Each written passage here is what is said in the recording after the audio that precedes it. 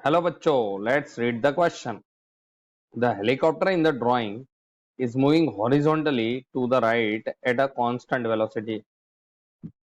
The weight of the helicopter is W is equal to 53,800 Newton.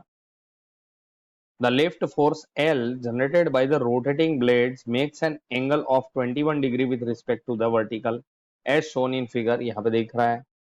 What is the magnitude of the lift force?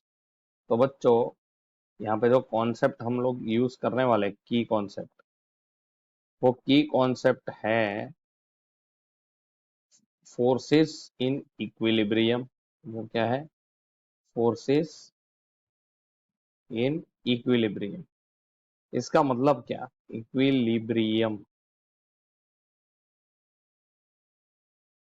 इसका मतलब ऐसा कि अगर मान लो कोई ऑब्जेक्ट है, उस पे इस तरीके का कोई फोर्स लग रहा है, मान लो इधर at an angle of theta you are applying some force, और इस पे दूसरा एक फोर्स लग रहा है इन दिस डायरेक्शन, इसको बोलते हैं F2, इसको बोलते हैं F1. फिर भी ये मूवमेंट नहीं कर रहा है, तो इसका मतलब क्या हुआ? In x direction it is not moving. तो यहाँ पे हम लिख सकते हैं कि F1 का x component should be equal to F2 का एक्स कंपोनेंट. मतलब एक्स मतलब हॉरिजॉन्टल कंपोनेंट, वाई मतलब वर्टिकल कंपोनेंट, इस तरीके से. तो देयरफॉर हम बोल सकते हैं F1 यहाँ पे इसके साथ है तो इसके कंपोनेंट्स होंगे F1 cos थीटा, ठीक है, और ये यहाँ पे हो जाएगा F2, तो F1 cos theta is equal to F2. तो ये हुआ फोर्सेस इन इक्विलिब्रियम. ये सेम कॉन्सेप्ट हम लोग यहाँ पे यूज करने वाले हैं. अब आप देख सकते हो यहाँ पे कि एक हेलीकॉप्टर है, और यहाँ पे उसका ये मान लो कि ये मेरा वर्टिकल है. इसके साथ इसका जो लिफ्टिंग फोर्स है वो एंगल बना रहा है 21 डिग्री का, और ये जो ऑब्जेक्ट है उसका जो वेट है वो नीचे की ओर लगेगा कितना? 53,800 न्यूटन. अब यहाँ पे दूसरा रेजिस्टिव फोर्स भी है जो इस ओर लग रहा है. तो ये जो लिफ्ट फोर्स है L, इसके दो कंपोनेंट्स हो जाएंगे. अब अगर यहाँ पे एंगल वर्टिकल के साथ है तो इसे हम लिख सकते हैं L cos 21 डिग्री. ठीक है, वर्टिकल के साथ है इसलिए. तो ये आ जाएगा L sin 21 डिग्री. तो यहाँ पे अपन लिख सकते हैं दो कंपोनेंट्स, एक एक्स में एक वाई में.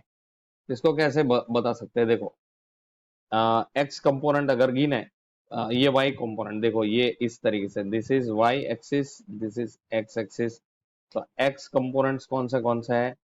L sine 21 degree is equal to R, and L cos 21 degree is equal to हम बोल सकते हैं वेट. अब इसके ऊपर से अपन वैल्यूज डालते हैं तो क्या आएगा? तो देयरफॉर हमें लिफ्टिंग फोर्स L फाइंड करना है, तो W अपॉन कॉस 21 डिग्री करेंगे. W कितना है अपना? W यहाँ पे है 53,800 न्यूटन अपॉन कॉस 21.93. अब अगर ध्यान से देखो तो कॉस 21 जो है it is near to zero, मतलब ये 1 के नजदीक होगा. तो ये obviously value will be greater than 53,800. तो यहाँ पे वैसे डायरेक्टली आप आंसर 57,600 लिख सकते हो, क्योंकि सबसे ज्यादा वैल्यू वही है, और it is greater than 53,800 Newton. But यहाँ पे एक्चुअल कैलकुलेशन करेंगे तो हमें मिल जाएगा 57,627 newton, which is nearly equal to 57,600 newton. तो ये हमारा फाइनल सॉल्यूशन होगा बच्चों. तो यहाँ पे आप देख सकते हो final solution will be option B. Hope you understood. Thank you and best of luck.